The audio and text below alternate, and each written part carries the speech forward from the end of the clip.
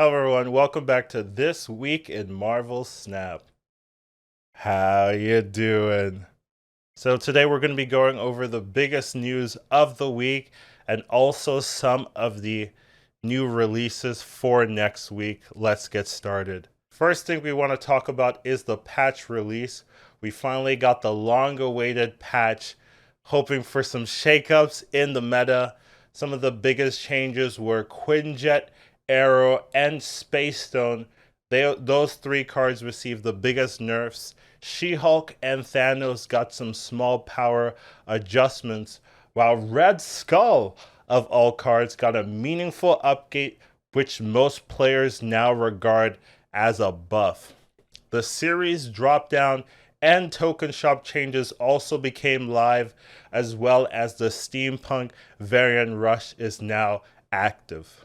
Shuri and RedSkull still remain the dominant deck in the meta even after the patch, and many are once again asking Second Dinner to adjust their power levels. It also raises questions about their balancing team and how well they can accurately analyze cards in a vacuum. Data mines for May have also been revealed, with cards like High Evolutionary grabbing a lot of people's attentions. Howard the Duck and Iron Lad also make an appearance, as well as the May Season Pass card, Nebula. Now let's talk about some of the new releases that happened this week.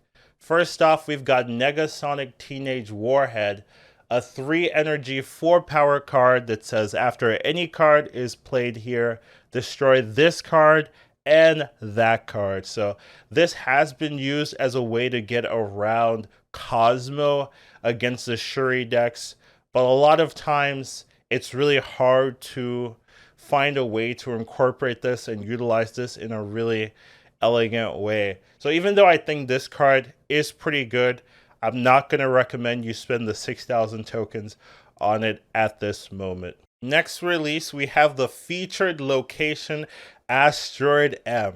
After you play a 3 or 4 cost card, move it here. Now this location is pretty cool. I have lost to it myself, just kind of ignoring the effect of having to put a lot of your useful and powerful pieces into one singular lane. Definitely a cool location to be added in the game. Make sure you're paying attention whenever this location is revealed. Now let's talk about some of the bundles of the week. The one we have this week is the weekend bundle number 1. And here you're spending $20 for 1,000 collector tokens, 200 credits, 200 gold. Now, when I first saw this, I thought this was a joke. Thought this was like an early April Fool's, but it actually did get released into the game. I definitely think this is one of the worst bundles they've ever released. Definitely do not recommend this at all. Even if you're a whale, there is an argument that if you want to get every single pool 5 card released in a month, this is like theoretically a bundle that can help you do that. But I just think from a reasonable standpoint, this is not a bundle you want to be encouraging Second Dinner to keep creating. So this gets a huge thumbs down for me. Now we have a new addition to this video, the next week sneak peek.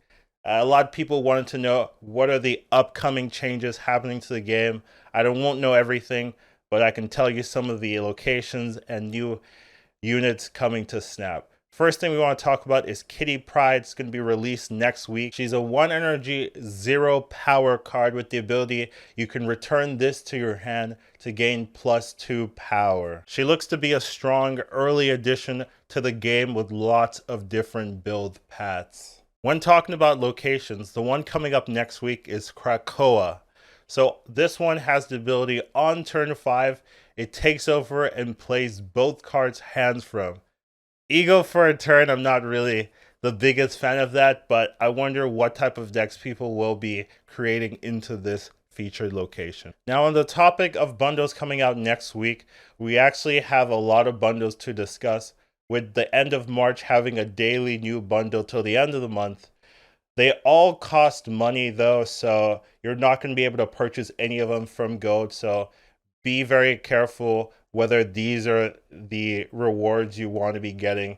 Here they are. Take a look. If any of them interest you, you can purchase them. I personally will not be getting any of them myself, but I know a lot of people have more tendency to spend in the game.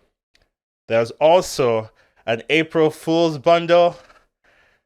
You do you, honestly. This one does cost gold.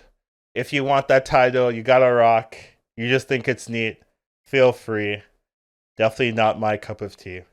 And then last but not least, actually, no, this is completely least. We also have week 2 of the weekend bundle. I still think this is absolutely horrible. Do not recommend this one at all. At least this one comes with a mystery variant, but it's still a joke in my opinion. Do not recommend this one. So those are the changes. That's this week in Marvel Snap. Hope you guys enjoyed it. I'll see you in the next one. Take care, everybody. My leg hurts. Oh, man. EducatedCollins Snap. Once you watch him, you won't go back. He'll teach you to Marvel Snap. Your skills will be